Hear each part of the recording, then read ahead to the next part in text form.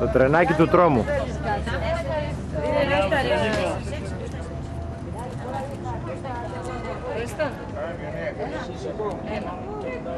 Καλύτερο όχι με δύο άντρες όταν το κάνω το CD.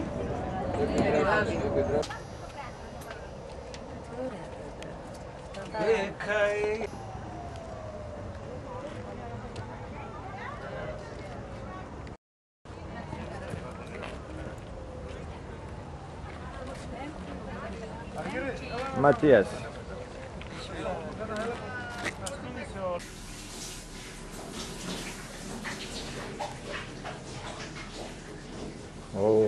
Ξενοδοχείο στην Βουδαπέστη.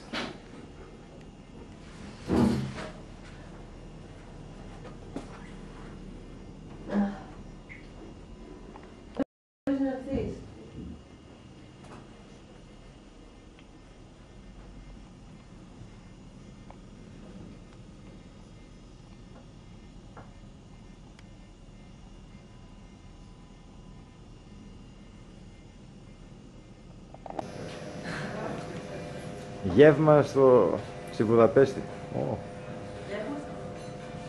Το ξενοδοχείο, χοτέλ.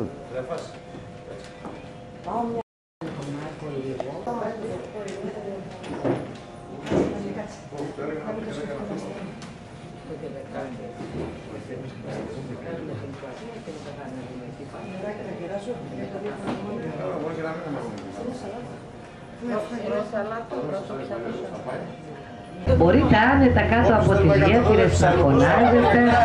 Τώρα δεν περνάει. Πώς περνάει το ποτάμι. Τώρα θα έρθει ο σερβιτόρος και θα σας πει ένα ποτό. Ό,τι θέλετε είναι μέσα στη τιμή, εντάξει. Η χυμό, η μπύρα, η κρασί, η σαμπάνια. Εντάξει, να πείτε ένα ποτάμι. Λοιπόν, τώρα πάμε με τη ροή του ποτάμιου. Εσείς τώρα που έρχεστε από τη Βιέννη, είδατε ότι μέσα στη Βιέννη είναι η ξεφυλή πλευρά, η πέστη. Κοιτάξτε γρήγορα, πίσω από το κοινοβούλιο βλέπετε το λαογραφικό μουσείο.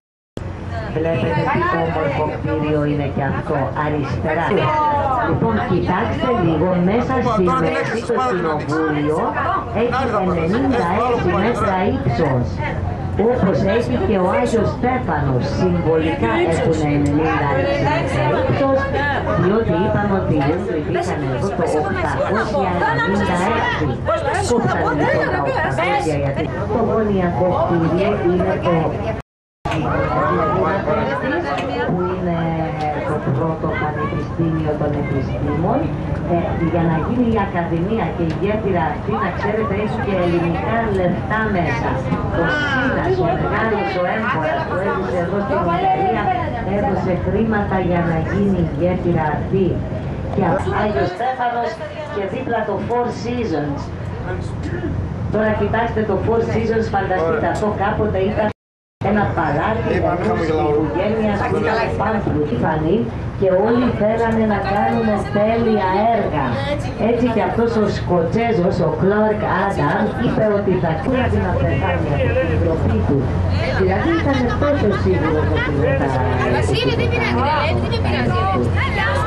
Λοιπόν, γίναν τα λιοντάρια, όλοι τα καμαρώσαν, όλοι είπαν μια χαρά και πολύ ωραία.